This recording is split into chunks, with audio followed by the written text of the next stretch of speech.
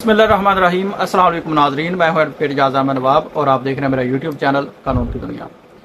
गजा अमन मुआहदा यानी कि ट्रंप की डील को बगैर किसी हुज्जत के कबूल करना, वेलकम करना, दो रियासती हल को वेलकम करना, गवर्नमेंट के, सरकार के, शहबाज शरीफ के, खास तौर पर नून लीग के गले पड़ी हुई है। और इनका ये जो एक्ट है इसको अब इनकी टीम इमरान खान के साथ जोड़ना चाह रही है। वो डिटेल्स आपके साथ शेयर करनी है। लेकिन इसहाक डार ने एक अजीब सी मंतक पेश की है।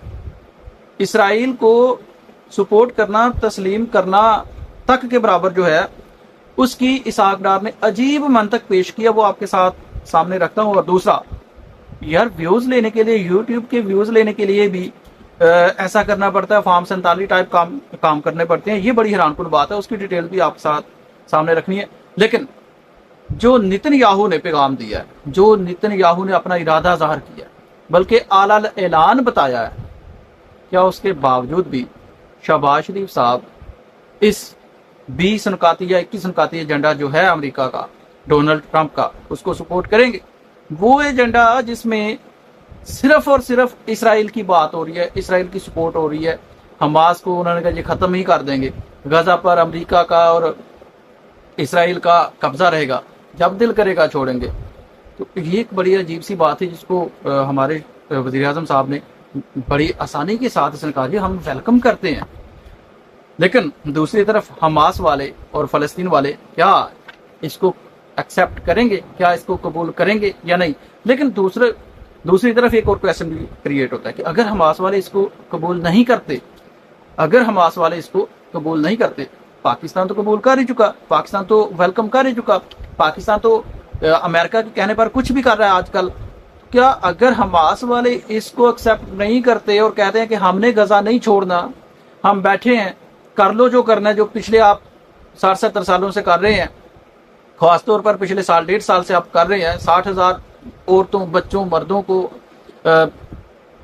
शहीद कर दिया है, तो आगे भी कर लो जो करना है। तो क्या फिर पाकिस्तान और उस हमास के खिलाफ कोई कार्रवाई होती है तो पाकिस्तान किसका साथ देगा? हमास का साथ देगा, अमेरिका जिसके साथ डील हुई है उसका साथ देगा, या इसराइल का साथ देगा?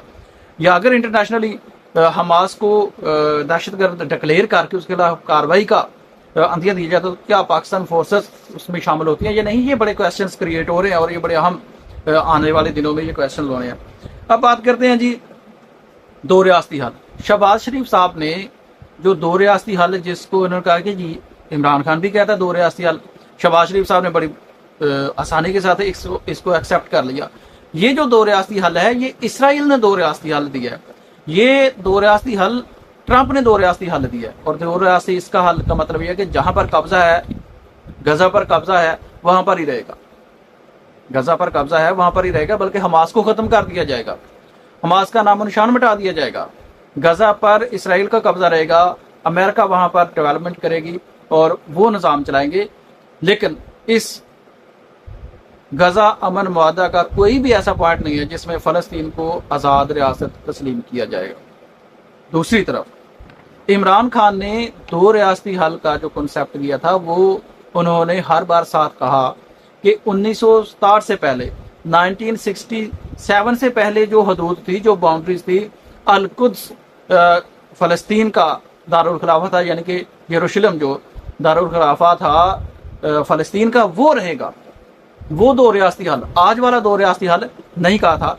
लेकिन साजिश ये की जा रही है, प्रोपेगेंडा के ये किया जा रहा है कि इमरान खान ने भी कहा था दो रियासती हल, तो अब दो रियासती हल ही हुआ था। ये फ़र्क है।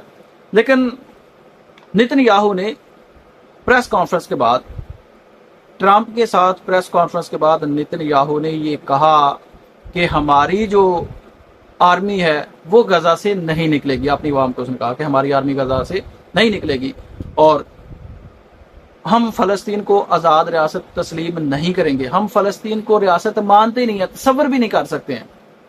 क्या नेतन्याहू के इस बयान के बाद भी हम इस मुआहदा की सपोर्ट करेंगे, इसके हक में बात करेंगे, इसकी हमायत करेंगे? ये भी एक बड़ा क्वेश्चन शहबाज शरीफ साहब के लिए खड़ा है। लेकिन मैं आपको ये बताता चलूँ कि पाकिस्तान में जिस पार्टी ने भी इसराइल की हमायत की, उसकी सियासत क्या, उसका नामो निशान भी मिट जाना है तारीख में। ये आप देखते रहिएगा। اب اسحاق ڈار صاحب اس معاملے پر کیا کہہ رہے ہیں؟ اسحاق ڈار نے بڑی عجیب منطق پیش کی ہے اور یہ حیران کن ہے۔ پہلے تو انہوں نے کہا کہ جی ایک بات دماغ میں رکھیں، اسحاق ڈار صاحب کہہ رہے ہیں کہ ایک بات دماغ میں رکھیں کہ ہم نے ڈائریکٹ اسرائیل سے ڈیل نہیں کی، بلکہ ہم نے ڈائریکٹ امریکہ سے کی اور امریکہ ڈائریکٹ اسرائیل کے ساتھ ہے۔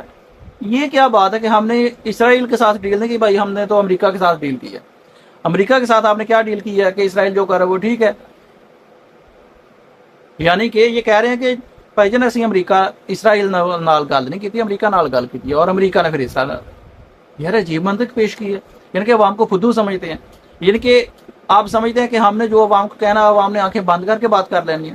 پھر بات وہیں پہ آ کے اٹک جاتی ہے کہ ڈیجیٹل دور ہے، 2025 کا دور ہے، یہ 1990 کا دور نہیں ہے، وہاں سے باہر نکل آئیں۔ دوسرا ڈار صاحب کہتے ہیں کہ ٹرمپ کے معاہدہ کو تسلیم کر کے ہم نے اللہ کو راضی کیا ہے، ہم پر تنقید نہ کی جائے۔ تو یار کوئی خدا کا خوف کرے۔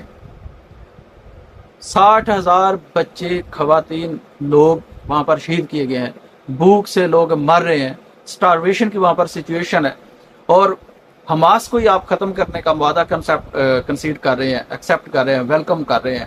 غزہ پر اسرائیل کا قبضہ ہے، اس کو آپ کہہ رہے ہیں کہ ٹھیک ہے جی رہے گا۔